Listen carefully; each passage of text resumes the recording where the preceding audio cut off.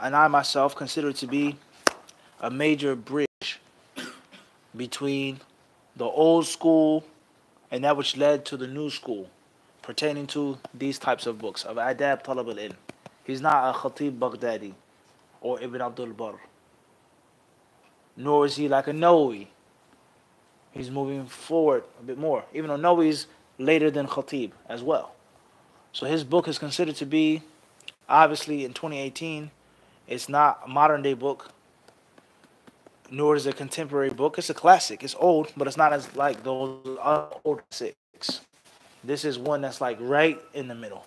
And this is a beautiful book that talks about the most important and significant do's and don'ts for the learner of knowledge and the seeker of knowledge. Now, this isn't necessarily the best print of the book. I have other prints, other older prints, but this is a good print. I purchased some years ago in Medina. If you get a chance to buy the book, بإذن الله سبحانه وتعالى, إن شاء الله تعالى, تذكرة السامع والمتكلم في أدب العالم والمتعلم of Ibn Jama'ah rahimahullah ta'ala. And if you can read Arabic well, and if you have, inshallah, a good taste, then I guarantee you won't be able to put the book down when you start reading it, inshallah subhanahu wa ta'ala. And Allah surely knows best. Khairan, inshallah. All right, I think that's the only announcement that we have before we get started. Could you please start with the question, inshallah ta'ala? Initials OA from Famagusta, North Cyprus. Assalamu alaikum, Mufti. What is the ruling on equivocation? Could you give some details? Tayyib. Say the question one more time, please. What is the ruling on equivocation? Equivocation, okay. Continue. Could you give some details? Tayyib. The question comes from Augusta, North Cyprus, on equivocation. If you're talking about, in a legal sense, someone having to defend themselves, or someone is on the stand, or someone is brought as a witness, or something like this, if that's what you mean by equivocation, for you to hide yourself and not to present yourself and publicize yourself and use indirect terms, then that's one thing. If you mean by equivocation something else or another usage, that's a different story. So if a person asks you a question, or if you're being accused, or if you're being required or requested to bear witness or something like this, and you equivocate yourself, you take the attention away from yourself by using an indirect method, which isn't necessarily a lie. Then we've explained this a couple of weeks ago with regards to al-kinayat, ta'reed, etc. A ta'reed in which a person isn't lying, but they're not being direct and frank and right to the point. It should be avoided, and the Muslim should always be transparent and frank and blunt, unless there is a reason or a need. Unless there is a reason or a need. So if it's going to be a major fitna, or if it's something which is beyond what you have the ability to do, or it's a means of a Muslim being tortured or captured or oppressed by an oppressor, Muslim or non-Muslim, then that's one thing. That's what? That's one thing. All right? Obviously, if there are legalities involved, then that's a different story. And Allah subhanahu wa ta'ala knows best. That's what I would say in brief. It depends on the situation. If you have the opportunity not to hurt someone's feelings, that's one thing. If you have the opportunity to avoid some harm, worldly or spiritual, and you're in a better situation, you made tawbah, you're moving forward with your life, there are no rights upon you, that's one thing. To make a flat-out lie is a different story. And Allah knows best. That's in brief. Assalamu alaikum, Mufti. Initials EN from Melbourne, Australia. At school, we pray, and sometimes sisters want to join, but they are not the most practicing and may talk with the brothers and may raise their voice. What are the conditions of leading sisters in prayer? Should we prioritize prevention of harm over bringing good? Tayyip. Question comes from Melbourne, Australia. With regards to making salah and making the prayer in congregation, and sisters want to join the congregation, but sometimes those sisters could be a bit talkative or flirtatious, or maybe the brothers are talkative and flirtatious, or a mixture of both, in which there's some mixing, some giggling, so on and so forth. So what should we do? Should we give priority to dar'ul mafasid, repelling harms, instead of jalbul masalih, bringing benefits? Because whenever the jama'ah is larger, it's better. and pure, as it's mentioned in the Hadith of the Prophet ﷺ. Whenever the Jama'ah is larger, it's better. Or as we say, the more the merrier. The more the merrier. That's the qa'idah in the deen when it comes to the Jama'ah. And this is one of the reasons why the Jama'ah is delayed. This is one of the reasons why the prayers combined, etc., to bring more. So what should we do? Keep these sisters away, even though it's a benefit of them coming and praying with us because it's going to bring a harm, or vice versa. I don't see any type of way of you doing this or that. Teach them, educate them, advise them, and welcome them to pray with you. I don't think there's any reason or it's unnecessary for you to try to minimize the Jama'ah or hinder it from growing and becoming larger. No, that's what you should do, period. But at the same time, adinu nasiha. Give them advice and make sure that you yourself are living righteously. Make sure that you yourself are doing the right thing. Make sure you yourself have a pure and sincere intention. Okay? And you give them advice. Talk with them, be open with them. We're sisters, we're brothers in Islam. Jazakumullah khairan. We love you for Allah's sake. We respect you, we appreciate you. But we all have to do a better job. And if I get too loose, or if I'm looking and not lowering my gaze, or you, do it in a smooth, wise way. But give them the message. Teach them the sunnah. And unfortunately, and this is one of the scariest things about being a teacher, and people calling you and inviting you, and you going to different places, is that oftentimes you have to look in the mirror and you have to ask yourself, have I cheated the people? When I went to a place and I didn't say something. Or when I was invited over a brother's house and I didn't give him advice. Or I know a friend and I didn't say something or I didn't stand up. Am I cheating them? Is my wisdom an excuse for cowardice? Is wisdom not to say something? It's a greater harm. Is that a mask for me being afraid and scared of hurting someone's feeling or not being invited back? This is dangerous. So if there's something that needs to be said or needs to be told or some advice to be given, then give it. And the worst thing and the most harmful thing is when we don't give advice to each other and we do not help each other out. وَتَوَاسَوْا بِالْحَقِّ وَتَوَاسَوْا بِالصَّبْرِ. All right? So give them advice. And every Muslim is different. The people have different levels of knowledge, different levels of understanding. Al-Muhim, whoever's in charge of this place or this location or the college or the MSA, it is your duty to get knowledge. And it is your duty to have courage. And it is your duty to be wise. And it is your duty to be soft and forbearing and tolerant. Because Muslims have different levels. And sometimes you may push somebody away. People are just barely practicing Islam. People may be afraid of being recognized as a Muslim. People may be ashamed of being recognized as coming from the Middle East or coming from this country. So they may come to the masjid. They know how much courage they had to suck us to call on just to come and pray in the masjid in 2018. In which anyone who wears a hijab is a terrorist and a beard is a terrorist. So you have to be mindful of these things. Don't push them away, but at the same time, educate them, give them advice, and establish a strong base of ilm. Teach the people, educate the people, and maybe in time, they'll get it themselves. And Allah surely knows best. Next question comes from Ontario, Canada. Initials GU. Is there any text in the Quran or Sunnah that talks about mental health and its remedies? Question comes from Toronto, Ontario. Or no? Canada. Huh? What did the brother tell us in the UK? Astaghfirullah. He said to us, what? He says, America is America. That's what he said. The Imam of the Masjid. He said, even though there are 50 states, or 52 states, it's another version as a riwayah, akhi. Al-Muhim, whether it's weak or not, is a what? It is a version, akhi. It's a report, a tradition. Some say 52 states. Al-Muhim, he said, even though America is huge and it's 50 states, he says, when we hear something, we just say what? Kullu America. What type of respect is that? We said to him, what? Yeah, you know, being in this city, in Birmingham and London, he says, oh no, they're different cities, they're towns. The UK is diverse. The different accents. That's the UK, the small island. But America, huge chunk of land is what? All one. That's unfair. That's unjust. So some people, they may just say what? Canada. Doesn't matter. Ottawa, Toronto, Mississauga, Quebec. They say what? Be with Toronto. With regards to, is there any text in the Quran and the Sunnah that speaks on or promotes mental health, right? Of course, there are texts in the Quran and the Sunnah that talk about mental health. Of course. There are general verses and there are specific verses. There are general hadiths and there are specific hadiths. Allah says, وَنُنَزِّلُ مِنَ الْقُرْآنِ مَا هُوَ شِفَاءٌ وَرَحْمَةٌ لِلْمُؤْمِنِينَ. And we send down the Quran, which is a means of shifa, cure, and mercy for the believers. So that includes any ailment and any sickness, any disease and any infection. Mental, spiritual, physical, and or all three together. That's first and foremost. Also, Allah Azza wa Jalla, He talks about the concept, الَّذِينَ يَأْكُلُونَ الرِّبَا.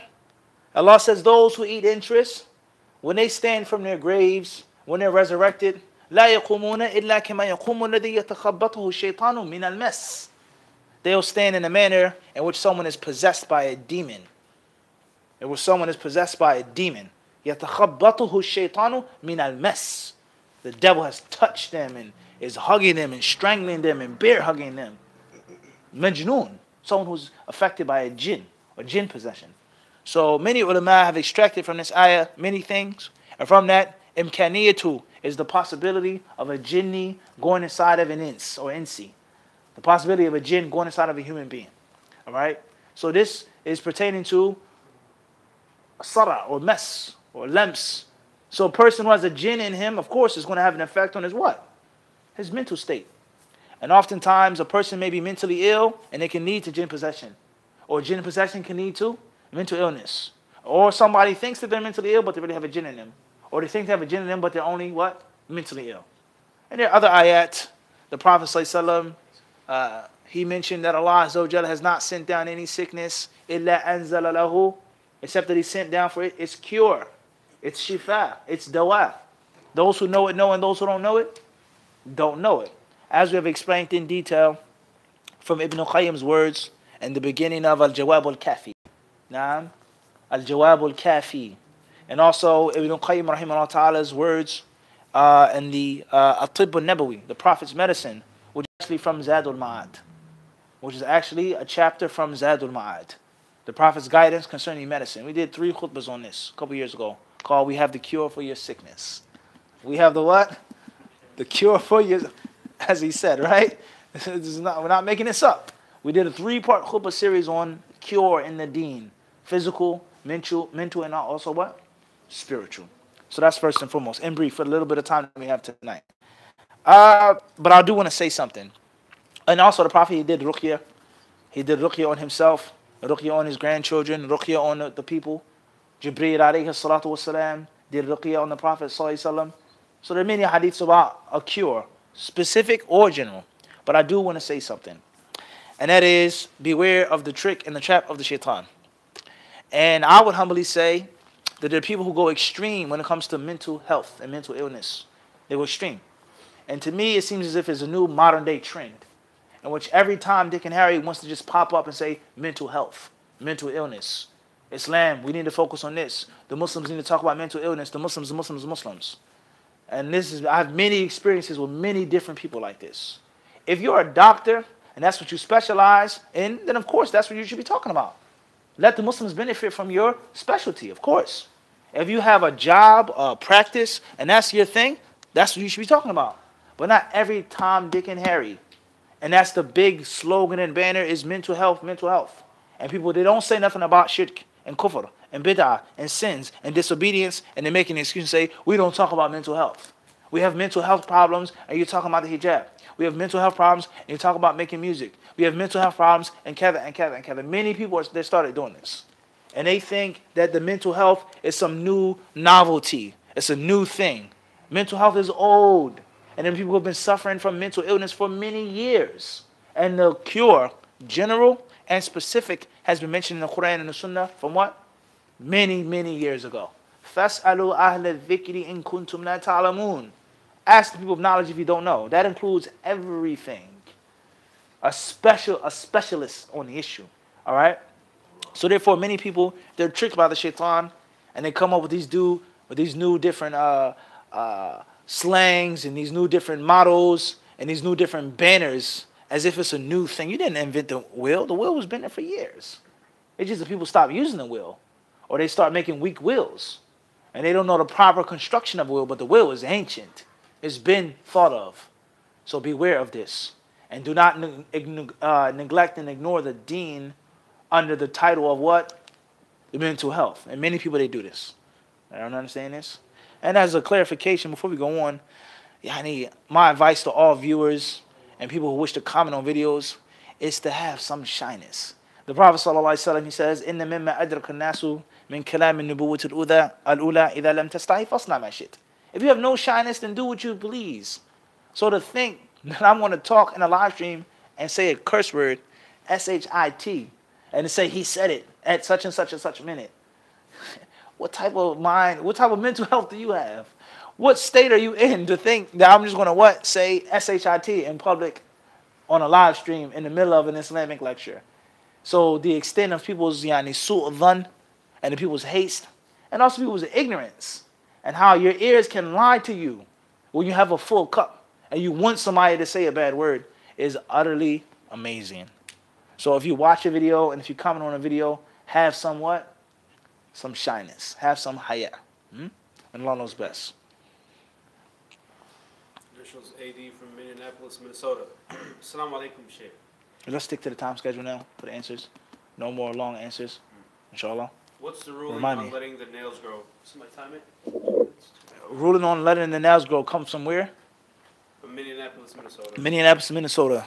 And Nawawi rahimahullah ta'ala mentions that the nails and the unwanted hair from the body, underarm hair, pubic hair, etc., it should be removed every Friday. It should be removed every Friday. And every Friday you should look after the unwanted hair and the nails. Is it obligatory to do every Friday? Not necessarily. But it should be something that which you look after, trim yourself, groom yourself each and every Friday. As far as if you don't want to do it every Friday, then the Sunnah teaches us it should not be done for more than 40 days. It should not be left for more than 40 days. And Allah knows best. That's in brief. Shifa E from Munich, Germany. Assalamu alaikum. Is it sunnah to say, Subhanakallahumma wa bihamdika ashhadu an la ilaha illa anta, after finishing reciting the Quran? If yes, should you say it every time? Question comes from Munich, Germany. Is it sunnah for a person to make the supplication, Subhanakallahumma wa bihamdika ashhadu an la ilaha illa anta astaghfiruka wa atubu ilayk, after one finishes reciting the Quran? And if it is the sunnah, should it be said each and every time? Al-Muhim, that hadith with regards to he who sits in a circle, وَكَثُرَ لَغَطُهُ, and he talks abundant, and then he says that at the end of the dua, he'll be forgiven, etc. There's a difference among the ulama with regards to that hadith being authentic. And the story between Imam al-Bukhari and between Imam Muslim. When Imam al-Bukhari quoted that hadith, he was asked that hadith, and Imam Muslim asked him about the illat al-hadith. And he brought that amazing piece of knowledge, and Imam Muslim said want to wash his feet or kiss his feet. And he says, Ya tabib al-ilmi wa ilali, or tabib al-hadith wa ilalihi. Imam Muslim, he bore witness to the power of Imam al-Bukhari's genius. All right, that hadith is not necessarily agreed upon by the ulama to be the most authentic. So if you hold the view that the hadith is daif, then you don't have to say that period for any majlis that you get up from. And if you hold that the weak is authentic or it's hasan, or even if it's weak, it's mentioned and it's nothing negative, it's nothing bad, and you say it from time to time, mashi, labas, occasionally. But under any circumstance, according to my limited knowledge, is that specific to finishing the recitation of the Quran in an authentic hadith, in which you should say that each and every single time. Okay? As far as if you're in a class and you close your class with that, mashi, perhaps. But you individually doing that after recitation of the Quran, I wouldn't say that that's a sunnah. And Allah Azza wa Jalla knows best. Whether the hadith is authentic or what? Or not. And Allah knows best. Initials FA from Houston, Texas. If a pet is suffering, can we put it down at the vet? Question comes from where? Houston, Texas. Houston, Texas. If a pet is suffering, can we put it down at the vet? The general rule of euthanasia in Islam is that it's prohibited. That's the general rule. Mercy killings are prohibited in Islam. And life and death is in the hands of Allah subhanahu wa ta'ala, except for that which Allah has given us, with regards to hunting, with regards to slaughtering, with regards to jihad fi sabilillah, etc., with regards to self-defense, etc. If that's not the case, then mercy killings are in the hands of Allah subhanahu wa ta'ala. Another exception to the rule is an insect or an animal which is very harmful and very annoying. Something that destroys your crops, a wolf that's eating your sheep, ripping the necks of the sheep, not even eating them, like our brothers in Russia, right? Okay, rodents and things like this, killing them, poisoning them, trapping them, etc. These are some of the exceptions to the rule of the sacredness of life. And if that's not the case, then euthanasia should be avoided. As far as if it is a necessity, then that's one thing. The ruling on killing a dog and the hadiths about that, it's a different story, but it's not Islamic land. It's the lands of America. You start killing dogs and doing this and saying the hadith says that, you may find yourself in serious trouble. So if there's a dog that's suffering and the dog has no owner, and it's a dog, first and foremost, the Islamic position against the dog, then that's one thing. A cat that is extremely ill and has no owner and no one to look after it, and in most cases the cat is not going to get any better, then perhaps one may possibly say it is permissible to kill the cat, to take it out of its misery, because it has no owner and it's not going to get better, it's not going to heal itself, it's in a very sad dying state, and it's just a liability upon the owner of the pound or the vet or etc. Perhaps one could say that. Allahu Alam. As far as you killing your own pet, that's a different story. You understand this? A pet in which you own, that's a different story, right? Or a pet that has the ability to heal itself, that's a what? Different story.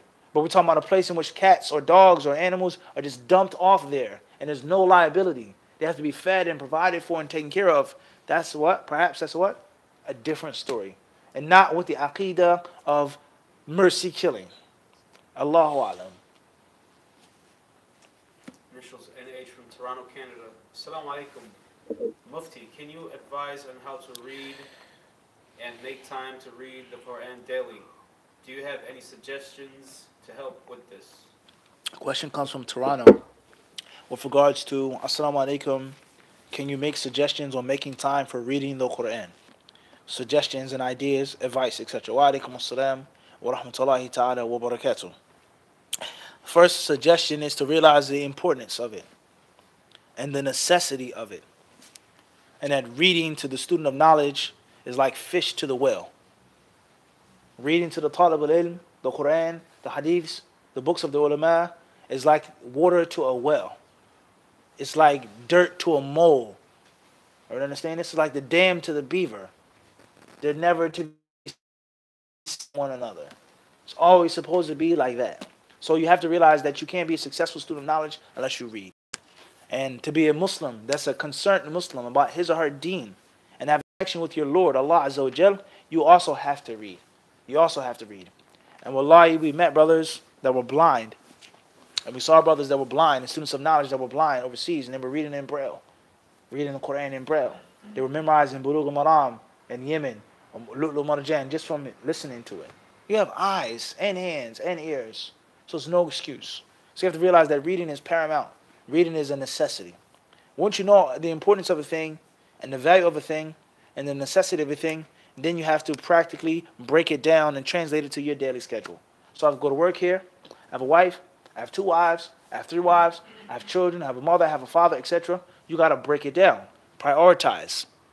This is important, but this is more important. Minimize. Take this one large thing and break it down into 4 pieces, or 3 slices, or 10 small mini pieces. And then look for gaps. This is 10 minutes before the adhan, 15 minutes before I go to work, 10 minutes sitting in traffic, 30 minutes, well, how can that? Based off of your schedule. And Allah knows best. Initials EN from Melbourne again. Assalamu alaikum Mufti. How serious should we try to eat with 3 fingers and avoid spoons and forks, etc.? Wa alaikum assalam wa rahmatullah. Question comes from Melbourne, Australia. How serious or how earnestly should we work to eat with only 3 fingers and avoid eating spoons and forks? No doubt the sunnah of the Prophet ﷺ teaches us many things. To say Bismillah, to eat from that which is closest to us, to eat with the right hand, to use 3 fingers, to lick the hand before washing it, whether you lick it yourself, or your wife or your husband licks it, or a servant or a young child, or whatever the case may be, as is madhkurun fi sharh, according to what the ulama have explained with regards to what's meant by that hadith of فَلْيُلْعِقْهَا or فَلْيَلْعَقَا أو يُلْعِقْهَا. Okay, man qala alayhi salatu wasalam. So there are many etiquette many etiquettes of eating with regards to the sunnah of the Prophet ﷺ. And from those etiquettes is to eat with 3 fingers. It's not necessarily obligatory, as the other hadith in which the Prophet ﷺ is quoted to have grabbed the piece of meat. And he's quoted to have cut the piece of meat. And he's quoted to have nahasa minha. So it's not obligatory to eat with 3 fingers. It's a preferable act, a virtuous act if you wish to do that. And if not with 3 fingers, then at least with your right hand. Alright? That's first and foremost. In brief, just because the hadith says eat with 3 fingers, it doesn't mean that you can't eat with a spoon or a fork. Some scholars, such as Shaykh al-Albani rahimahullah, he had the view that the sunnah is to use a fork or a spoon. And that allows you to eat with 3 fingers. And that avoids waste and gorging and stuffing. And that prevents you from, prevents waste. And it prevents you from having too much grease on your hand, in which you do what? Pick up the cup with the left hand to drink, like many people do overseas. So be mindful of that. Alright, al-muhim, most important thing is with the right hand. Aham shay is with the right hand. And if you wish to use a spoon or a fork, there's nothing wrong with that. And Allah Azza wa Jalla knows best. Initials UA from Toronto, Canada. Can a woman pray with a cloth or penny liner if discharge considered najis? Question is from where? Toronto, Canada. Question comes from Toronto, Canada. Can a woman pray with a cloth or a panty liner or something which has vaginal discharge upon it? Is the prayer valid? Is that discharge considered to be najis? Type. We have several different issues here. The first issue is al-khariju min as-sabilain, that which comes from one of the 2 private areas, the exit wounds. Your private, your behind, and the private in front of you. Whether it is a man with a penis, a woman with a vagina, and one's anus. Most of the ulama of Islam hold the view that anything that comes out of one of those 2 holes breaks wudu. Obviously, there is an exception with regards to a woman's private area and her genitals. How many holes are there? Al-muhim, the general concept is a farj, okay, a private area. So most of the ulama, they hold the view that anything that comes out of those 2 holes, quote unquote, breaks wudu, period. Wind, urine, blood, stool, some of them even say an insect. If a worm came out of a man's urethra, it would break his wudu. Anything that comes out of the 2 sabils, they say it breaks wudu. And included in that which comes out of a hole or a sabil is vaginal discharge. So most of the ulama of Islam, they say vaginal discharge breaks wudu. It breaks wudu. And there's some of the ulama, we'll get to the other view in a second. Second step is, if it does break wudu, is it najis? The sister says, I had vaginal discharge and I made wudu. But is it najis? My underwear, obviously women are different. They vary in their level. That's a long discussion. And the ulama of Islam have spoken about this from a very long time ago. The moisture or the wetness that comes from a woman's vagina. And also as-sawail, the fluids and discharge that comes from a woman's vagina, of past and of present. They've spoken about this. So if it breaks the wudu according to most of the ulama, the next step is it najis or not? Many of the ulama of Islam, they hold the view that any moisture or wetness that comes out of a woman's vagina automatically breaks the wudu and is automatically najis. So therefore, based off of that view, she would have to perform wudu, or she would have to wash or sprinkle water or change her panty liner or shield and then perform wudu, based off of that view. Everyone understand this? And then there's some ulama who say that it does break wudu, but it isn't najis. It isn't najis. So that would mean that the only thing she has to do is make wudu. Some ulama who say that it is najis. However, it's difficult to avoid. And it's something which is very common. It's reoccurring. Obviously, as I said, women are different. There's not a class on sex education, but it's very important to understand fiqh. As we've done many videos on this, on circumcision and different acts, oral sex and things like this, which, alhamdulillah, Allah chose us to speak on that many people, if not most people, chose not to speak on. So the concept of a woman who constantly has moisture coming from her vagina, and she constantly has discharge, and it's a very well-known practice, women have panty liners. That means that she's always in a state of najasa, and she always has to make wudu and wash herself and change it, and that's a difficulty. I mean, if the ulama of Islam, they've made an exception to certain types of najasa and certain amounts based off of shadid al-taharruz. It's al-ihtiraz. It's hard to avoid. Everyone understand this? And the last opinion is the opinion of those who say that these fluids or this discharge does not break wudu and it is not najis. It doesn't break wudu and it is not najis. And perhaps that's the strongest view. Allah surely knows best. Perhaps that is the strongest view on that issue. Wallahu ta'ala a'lam. Faddal. It's a very, very long discussion. And the same applies to men as well. Medhi, mani, wadi, the different parts. Where does the fluid come from the woman? The urine. It's long. I have a book just on the subject. We mentioned this before. The book is written by a female doctor. She's an Islamic doctor. And she discusses the issue in detail and on length. Perhaps I'll show you guys the book, or maybe we'll translate the book. Allahu alam. Al-Muhim, her conclusion, her research is that it is not najis, nor does it break the wudu. And one of the reasons why they say there's no clear proof is generality. And secondly, it's difficult and burdensome. But the safest thing to do is to change your panty liner, or to gently wash out your underwear if you're not wearing a panty liner, and make the wudu again. That's the safest thing to do. And Allah knows best. Shifa from Munich, Germany. Assalamu alaikum wa rahmatullah. Mufti, are you allowed to talk about your parents or other people who have wronged you when speaking to a therapist, or does this fall under a ghiba? Question comes from Munich, Germany. Are you allowed to speak about your parents or anyone who has wronged and oppressed you when speaking to a therapist, or does this fall under ghiba? The ulama of Islam, they say that the honor of a Muslim is sacred unless the Muslim publicizes that sin or that act of oppression. They do it publicly. Or unless there is a need/necessity to speak about the honor of a Muslim, such as seeking a fatwa, and you have to mention a person.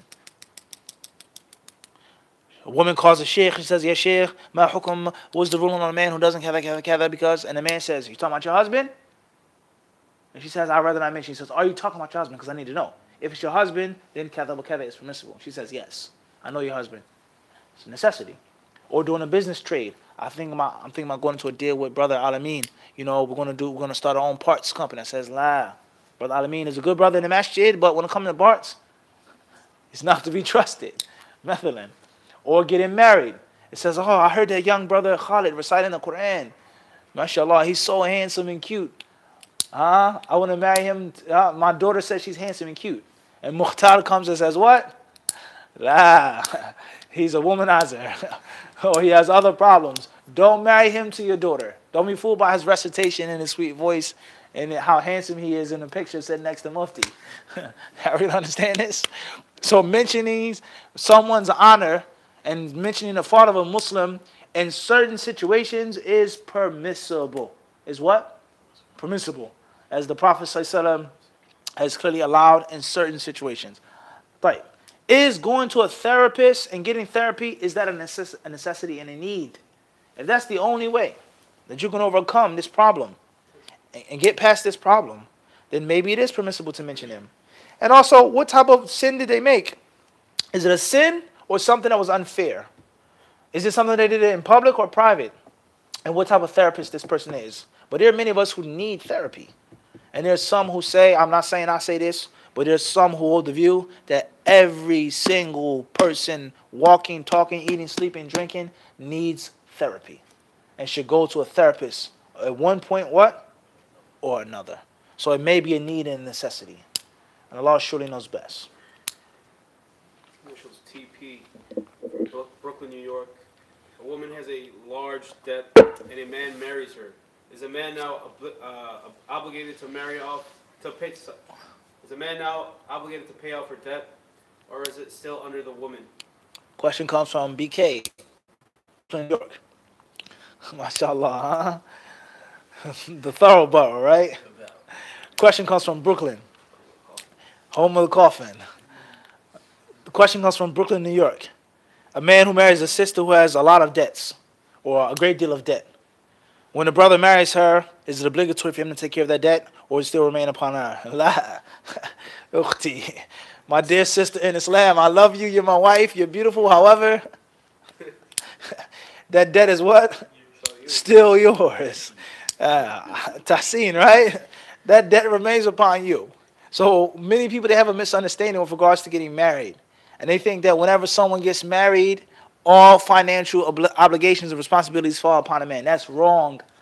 a man is not obliged to take his wife on Hajj. Many people, they think that. That is incorrect. There is no proof in the Quran and the Sunnah stating that a man has to provide Hajj for his wife. If he does it, of course, that's a virtue. It's a beautiful thing to do. Why not? You buy your wife clothes and shoes and bags, and you take her on a shopping spree or on a cruise or vacation, right? Let's keep it real, right? Cancun or where else they go? What is Bahamas? What? Turks and Caicos. Whack at that, but you understand? Why can't you take your wife on Hajj? But it is not what?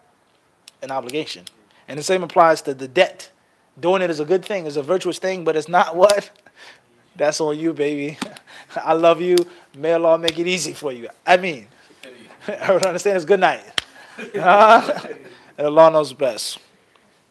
Initials UU from Ontario, Canada. What is the ruling on sisters posting pictures of themselves in the club? Selfies, I mean. Tayyib. A question comes from Toronto. Ontario. What's the rule on sisters posting selfies of themselves or pictures in which where they're wearing niqabs?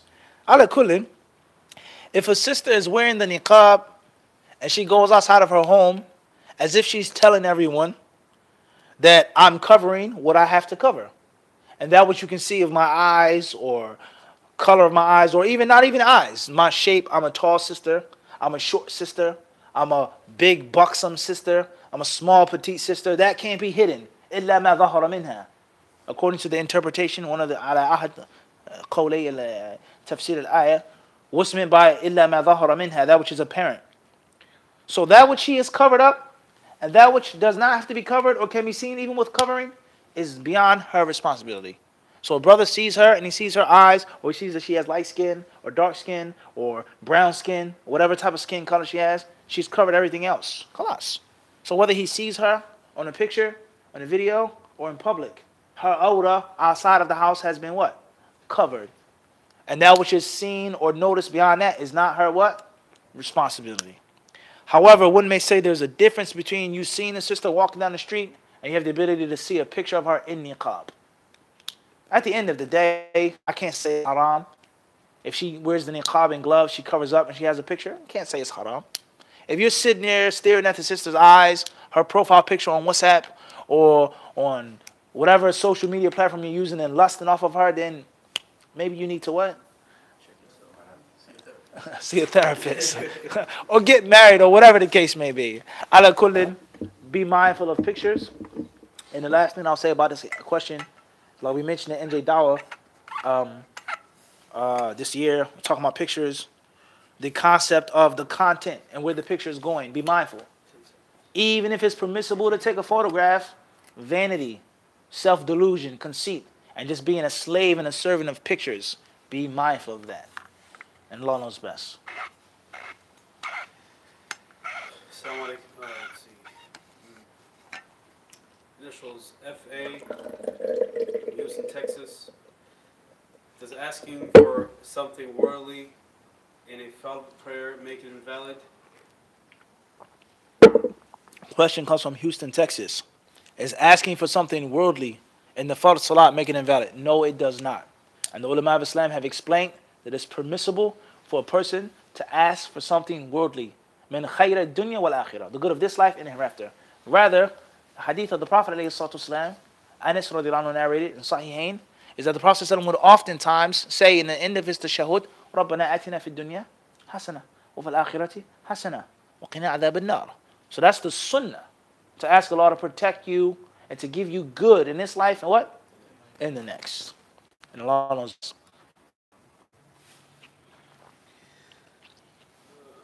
Assalamu alaikum. Ali Shabazz from Fresno, Canada. Fresno, California, sorry. What is wrong with the hadith in Sheikh Albani's book on Salah regarding moving the finger in the tashahhud? I'll tell you, a question comes from Fresno, California. What is wrong with the hadith in Sheikh Albani's book with regards to moving the finger in the tashahhud? Jazakallahu khairan for the question. You have to go deeper than that. It's not about the hadith in Sheikh Albani's book, in which a person could possibly say, oh, you're attacking Sheikh Albani. Or you think you're not more knowledgeable than Sheikh Albani. Or some ignoramuses say, if Sheikh Albani was alive, you wouldn't have anything to say. that does not change the fact whether the sheikh is right or wrong on an issue. If people talk about it after he died or not. I understand this? And bigotry and fanaticism, as we always say, is repugnant. It's ugly, no matter where it is and who it comes from. And the people of Hadith are not bigots of anyone, except for the Sunnah of the Prophet ﷺ. And it's very unfortunate, the people who call themselves Ahlul Hadith, or Selfies, or Salafiyun, or Ahlul Sunnah, whatever name or title was given, you find oftentimes, not all of the time, we don't want to be oppressive, but oftentimes they are from the ugliest of blind followers and bigots and fanatics.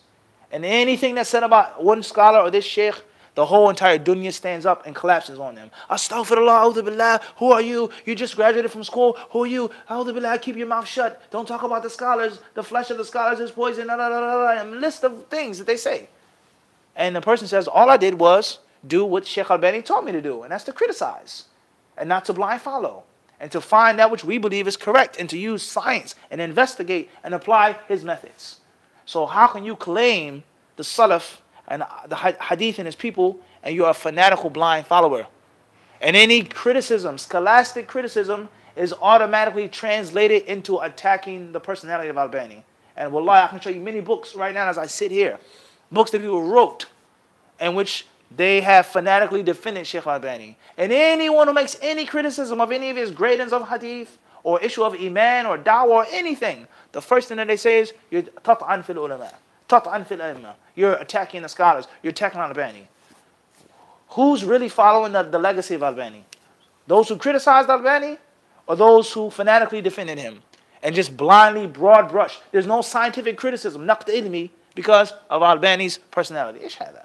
So this is very dangerous, and it's my advice and advice to everyone listening and watching to beware of this. And Sheikh Al-Albani rahimahullah ta'ala, anyone who has listened to his tapes, Silsilat al-Huda wa Nur, let alone read his books, knows that Al-Albani rahimahullah was a staunch critic. He was a staunch critic. And he always encouraged, and he always told the people to criticize, and not to become complacent and lazy, and never ever to just make someone holy. Al-Albani rahimahullah, he criticized hadith in Bukhari and Muslim. And he took heat for that. And people criticized him for that. Do you think he cared? Because he in his heart believed what? Hadith was weak.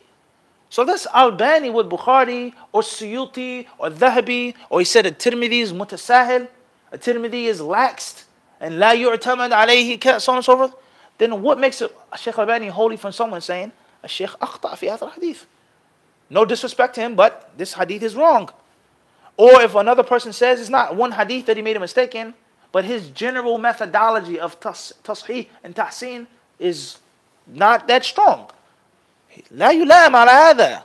He's not to be blamed for that, as long as he has the necessary respect, and as long as he himself is a person of knowledge, he's a student of knowledge. And like Sheikh Albani rahimahullah ta'ala himself would say, when he was asked about Bukhari and Muslim, he says, I never said a what? A scholar. I said talib ilm. So the proof is where? In the pudding. What did Sheikh Al-Albani say about criticizing? Everyone understand this? So we have to be mindful of that. وَكُلٌّ يَدَّعِي وَصْلًا بِلَيْلَى وَلَيْلَى لَا تُقِرُّ لَهُمْ بِذَاكَ. Everybody says that they're friends with Layla, but Layla doesn't acknowledge what? Any of them. None of them. None of you are my lovers or my friends. But everyone says that we're friends and we're lovers with Layla. This is a famous Arab cliche that they say in a line of poetry. So you're a true supporter of the ulama and follower of Sheikh Al-Albani, then you would be happy with knowledge-based criticism. I said, what? Knowledge-based criticism. And not just criticism upon ignorance and jealousy and envy, but knowledge and criticism, that's what? Ilmi. Naqd ilmi. That's based off of ilm, with the proper etiquettes. And right now, this has nothing to do with Sheikh Albani's honor or his personality or him as a caller to Allah, which he was. And there are two different personalities of Albani when you speak about Sheikh Albani. Sheikh Albani as a da'iyah Salafi, and Sheikh Al-Albani as a muhaddith or a faqih or someone talking about aqidah. And many people, they mix the two. Whenever there's an issue of Imam Ahmad said the hadith is da'if and Sheikh Albani said the hadith is sahih, they automatically bring in Sheikh Albani's personality and his virtue of the sunnah and renewing the sunnah and calling to the way of the salaf in front of the hadith criticism. And that's what? That's wrong. Everyone understand this? When it comes to hadith criticism, he's like anyone else. Bin Baz, Ibn Taymiyyah, or anybody else.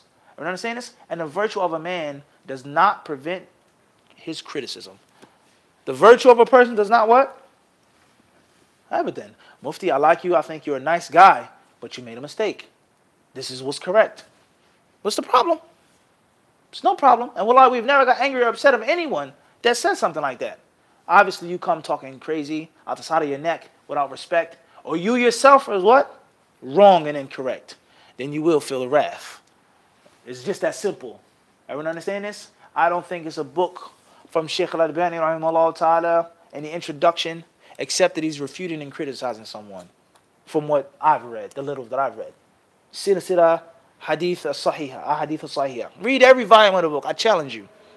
Silsilat Hadith al-Da'ifa, wal-Mawdu'a, wa athurha as-Sayyi fil Ummah. Read each volume. I challenge you. Mukhtasar al-Ulu, Aqidah Tahawi, all of Shaykh al-Albani's books, At-Tankil, Tahqiq al-Tankil. He's refuting somebody, and he's criticizing somebody, and he's defending his honor and attacking somebody who attacked him. I challenge you, go ahead. Read any book of Albani. 9 out of 10 times, I guarantee you, Shaykh Albani is fighting with somebody in the introduction to the book. And then someone comes in 2018 and says, if you say the hadith is da'if, or this issue is wrong, you're attacking Albani, you don't love the scholars, and you open up the door for the people of bid'ah to attack the ulama of the sunnah. What world are we living in of hypocrisy and double standard? You think I'm lying? Get the volumes. I'll show you right now. Read. Don't take it from me. You'll find it. Shaykh Albani was a staunch what? Critic. And he was a big fan of criticism. So we have to understand this is a principle that cannot be ignored and neglected. And I think that if Albani rahimahullah ta'ala, if he was brought back to life today, and if Allah resurrected him today, Wallahu ala kulli shayin qadir. Allah has the ability to do all things. If Albani was brought back today, I think Shaykh Albani would be pleased with my speech that I just made.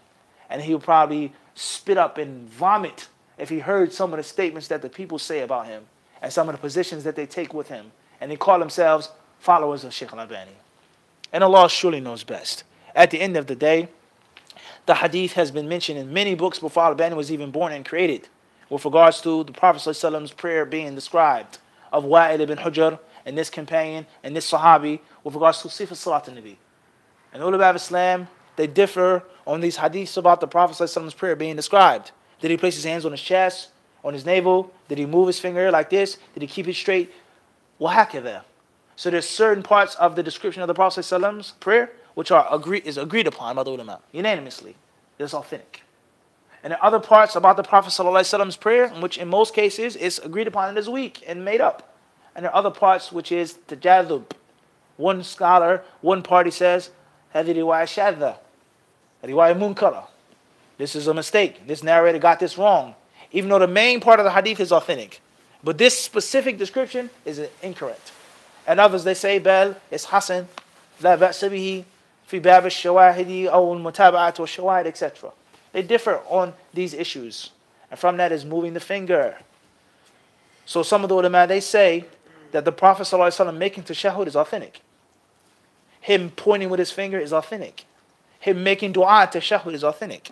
But him yuharrikuha, moving it and wiggling it, they say that that is shadha. That's ghayr sahiha. It's not authentic. And that is a mistake by one of the narrators. And others, they may say, no. Huwa thiqa, ziyadat thiqa maqbula, ila akhirihi. Al-muhim is difference of opinion. And this is only one from among, without any exaggeration, hundreds of other hadiths in which the ulama differ on their authenticity. Or the whole of the hadith is authentic, but a specific slice, a version of it, is considered to be a mistake by a narrator. Me, myself, I have bought books. I have books I can show you in which people have written just on these issues, refuting Shaykh Albani, and others as well, on an issue of hadith. And they clearly state in the introduction, there is no attack on his personality, but we are defending the sunnah of the Prophet sallallahu alaihi wasallam. And you'll find some books in which Shaykh Mukhbir rahimahullah ta'ala, who was a student of Shaykh Albani, wrote the introduction to these books. He did what? Wrote the introduction to the one who says on the cover of the book, وَفِيهِ الرَّدَّ عَلَى الْعَلَّامَةِ Albani. Everyone understand this? So the people today have strayed very far from the true way of the ulama, and they viciously and maliciously attack those who try to revive the true way of the ulama of hadith. So therefore, that hadith, according to some of the ulama, is not authentic. And if you make it tashahhud, just point with your finger. And then there are others who say that it should be wiggled. And there are many, many other hadiths in the book of Sheikh Al-Albani and other books, in which the ulama of Islam do what? They differ on. And you should not be a bigot or fanatic of any side. Follow what's correct according to your knowledge, your understanding. Follow which is safest according to your limited knowledge and understanding, and do not attack the next person, and do not monopolize the fiqh of the salaf and the fiqh of the ulama of one alim. Everything Shaykh Uthaymeen says, that's the fiqh of the Salafis. What type of garbage is that, man? Shaykh Al-Albani's opinion on the issue, that's the what? The fiqh of the Salafis. What type of world are we living in? And people make these type of atrocious statements. Huh? Allah surely knows best. This was H.A. from Arlington, Virginia. What's the ruling on praying salah and someone is sitting in front of you and they're facing you? Question comes from Arlington, Virginia. What's the ruling on making salah and someone is sitting in front of you facing you? It shouldn't be done. Why is someone sitting towards you facing you? It's going to be a distraction. It's going to be a distraction. Someone who's facing the Qibla and their back is towards you and they're dressed appropriately, la bas. La bas. Someone sitting in a chair, la bas. Someone on a bed, lying, la bas. Their feet are pointing towards you, let's say, mathalan. But their face is far from you, or it's a dark room or something, la bas. But someone sitting in front of you while you're praying, it's unnecessary distraction. And the Prophet ﷺ, when he prayed, and Aisha's feet, radiallahu anha, she would put her feet up when he made sujood. The room was very small, the ulama of Islam say. Do you have such a small confined space in which someone has to be right in front of you in 2018 in the United States of America? So that should be avoided, and that's an unnecessary distraction. And Allah knows best. This was H.M. from London, UK. Is it permissible to wear a coat over your jilbab? Question comes from where? London, UK. London, UK. Assalamu alaikum. Is it permissible to wear a jilbab over your coat? Coat over your jilbab. It may not be permissible, it may be obligatory. In which you have to cover yourself when it's cold outside. Everyone understand this? It's cold. We were there, London was what? It was cold. It's brisk, yeah? It was cold. Everyone understand this? Ala kullin, many people, they have a misunderstanding with regards to what is and what isn't hijab.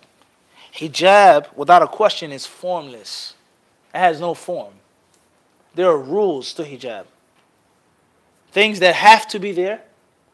And there are rules to hijab, things that cannot be there. Once those things which should be there are there, and those things which shouldn't be there are there, the hijab is now what? Formless. Color, fabric, style is what? Formless. Wear whatever you want to wear. As long as it's wide, kada, kada, kada, and as long as it isn't, kada, kada, kada, kada. So it's that simple. So if you have on a jacket, and the jacket is long and loose, and it's covering, and it's a woman's jacket, etc., there's no sin upon you. All right, and last thing I'll say is, we have to be mindful of, and this is the reality, guys, we have to be mindful of cultural norms being made into the sunnah. Don't you understand that the coldest that it's going to get in Saudi Arabia is a certain temperature? And that may be the beginning of fall in the United States or the United Kingdom. They don't have from their culture to wear a what? A jacket like that. Canada Goose, and which is freezing cold, wind, snow, rain. It's ice outside. That's not a part of their what? The culture. Because the coldest that it gets is what? 40 degrees, 50 degrees, etc. Hakada. Everyone understand this? So there are certain norms that we have, and which we have to wear and dress in certain ways, which is totally foreign to what? Them. And that's why the hijab is formless, as long as the rules are applied. And Allah knows best. Again, initials HA from Arlington, Virginia. My parents get upset with me when I avoid me for days because I don't take part in some of their bid'ah with them, like the congregation dua after meals and the salah. What's your advice? Question from Arlington, Virginia. My parents become angry with me and upset if I don't partake or enjoy some of the bid'ah that they do, such as this dua after this meal, this prayer, etc. What advice? Two pieces of advice. The first piece of advice is to make sure that it's a bid'ah. And do not be hasty and have a full cup and saying that everything and anything is a bid'ah. Be mindful and be aware that it's actually a bid'ah that they're doing. Something couldn't be from the sunnah, It's mukhalif, it's sunnah, laysa min as-sunnah, la ba's. But it does not necessitate that it is automatically a bid'ah. That's first and foremost. Secondly is, if you know that it's a bid'ah, or even if it isn't a bid'ah, but it's haram, or it's not from the deen, then don't do it. Give them advice. Be gentle, be kind, be patient, but do not do that which you feel in your heart is wrong and against the deen of Allah. And if they become angry, let them become angry. Allah knows best. Initials UW from London, UK. Assalamu alaikum. I was reading a book on the woman of Islam, and in the footnotes it says Bukhari graded the Hadith Hasan. Does this mean that Bukhari didn't only collect Hadith which were sound and authentic? طيب. Question comes from where? London, UK. Question comes from London, UK. I read in a book called The Women in Islam. And in the book, it was mentioned in the footnotes that there's a hadith that Bukhari, rahimahullah, said was Hasan. Does this mean that Al-Bukhari quotes in his books or in his book hadiths which are not authentic or the highest level of authenticity, etc.? Jazakallah khairan, very interesting question. Inshallah, a very simple answer, but there has to be some detail. And that is, the sciences of hadith have for many years, and still are to this day, been misunderstood and misrepresented. The sciences of hadith is not something 1 + 1 = 2. And Bukhari says something and that's the final statement. Or Al-Albani rahimahullah says something and that's it. The sciences of hadith is a very long and rich history. A very deep science and a detailed science. Okay? And just like anything else in Islam, there are different levels of people. There's a scholar of hadith and there are levels of scholars. There's a student of knowledge of hadith and there are levels of students of knowledge. And there's a layman Muslim. And there's levels of knowledge with regards to layman Muslims reading books. Oftentimes people, they translate a book and they themselves do not know anything about the topic. Or they translate a footnote and they don't have the necessary knowledge of the footnote. And it leads to confusion. Or oftentimes they'll misquote or mistranslate the footnote, etc. At the end of the day, just because Al-Bukhari, and this is in brief, just because Al-Bukhari says the hadith is Hasan or it said is authentic, it does not mean that the hadith is in Sahih Al-Bukhari. Imam Al-Bukhari himself, he wrote several other books in which he did not keep the same rigid, stringent condition or standard of authenticity, such as Al-Adab Al-Mufrad, or Raf' Al-Yadayn, or Juz' Al-Qira'ah, or Khalq Af'al Al-Ibad. And other books that Bukhari wrote, they are not of the same level of authenticity as his Jami' Al-Sahih, his Jami' Sahih, meaning Sahih Bukhari, let alone Tarikh Al-Kabir, etc. That's first and foremost. Secondly is, Tirmidhi rahimahullah often quotes Imam al-Bukhari in Tirmidhi. And Bukhari didn't collect the hadith. Tirmidhi may reject what Bukhari says in his book. So there may be a rule on a hadith from Imam al-Bukhari that is not found in any of the books of al-Bukhari. You understand this? Last but not least is what's meant by the word Hasan. Just because Albani or Ibn Hajar says Hasan or Iraqi or Dhahabi, it doesn't mean that's what Bukhari means or Tirmidhi means. So it has to be detail. Allah knows best.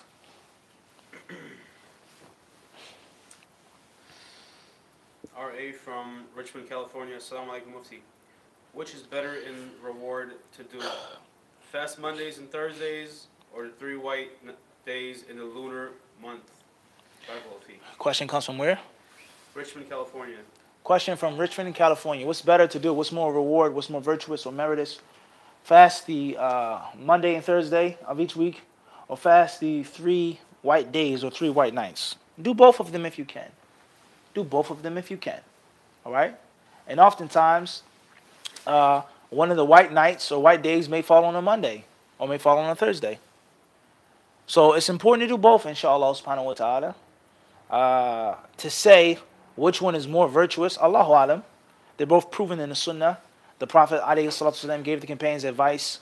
He himself fasted certain days and he was asked why, the day in which I was born, etc. They're both virtuous and they're both recommended. If you can, you should do both, as long as it doesn't hurt you or harm you, and as long as you're doing something which has a greater level of priority or precedence. وَالْعِلْمُ عِنْدَ اللَّهِ تَعَالَى. Initials AA from Miami, Florida. Assalamu alaikum Mufti. Could you please share your view on being an organ donor? Tayyib. Inshallah ta'ala, this will be our last question tonight. Question comes from? Miami, Florida. Miami, Florida. Could you please share your view on being an organ donor? The ulama of Islam, they have different details with regards to donating organs, organ transplants, also dissecting a body, using a body for dissecting and for donation, etc. At the end of the day, there's a difference between donating an organ when you're alive and donating after your death.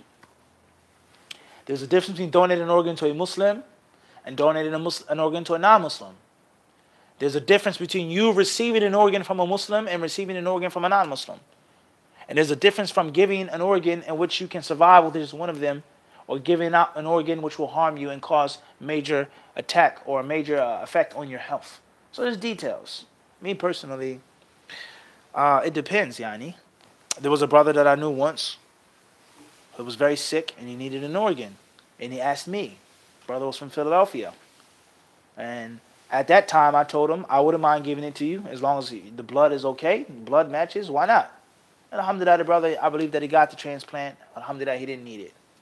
So I think there has to be a detail. There is no one rule on it. I would not absolutely advocate organ donation, life or death, after. Nor would I absolutely necessarily say that it's all haram and you can't and you shouldn't do it. Depends on the situation and who needs it. And Allah subhanahu wa ta'ala surely knows best. Thank you very much for your time, for your attention, and for your respect. May Allah Azza wa Jalla increase all beneficial knowledge and righteous action. And may Allah Azza wa Jalla allow that which you mentioned to be a proof for us and not a proof against us. Walhamdulillahi Rabbil Alameen. May you all be in the protection of Allah Ar-Rahman.